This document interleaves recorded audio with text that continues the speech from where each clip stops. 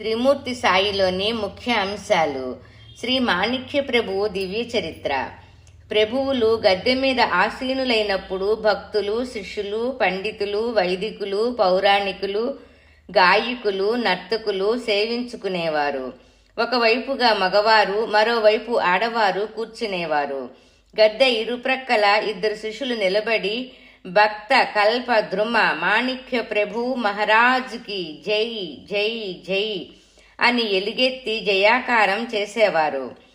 మత సంబంధమైన చర్చలు, ధర్మ సంబంధమైన నిష్కర్షలు జరిగేవి.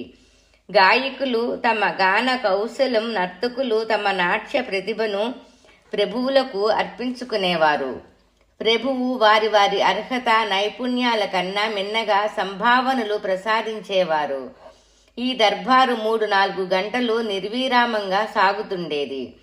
ప్రభువులు దర్బారుకు వేంచేయిగా వారిని చూసి తీరవలసిందే. వారి ఆహార్యం మహారాజులకు దీటుగా ఉండేది. జరి అంచు పట్టు అంగారక, శిరసు మీద ఖరీదైన తొరాయి, కంఠములో ముత్యాల సరాలు, చెవులకు కర్ణాభరణాలు, చేతులకు రత్నఖచిత కంకణాలు ధరించేవారు. బాలీసు మీద ఆసనం వేసుకొని కూర్చొని హుక్కా హుందాగా పీల్చేవారు. మరికొన్ని సమయాల్లో ఫకీరుల సాధారణ వేషంతో వేంచేసేవారు. అయినా వారి వదనములో దివ్య తేజస్సు ఉట్టిపడేది. వారిలో ఒక వింత ఆకర్షణ ఉండేది. వారినే సదా చూస్తుండి పోవాలనిపిస్తుండేది.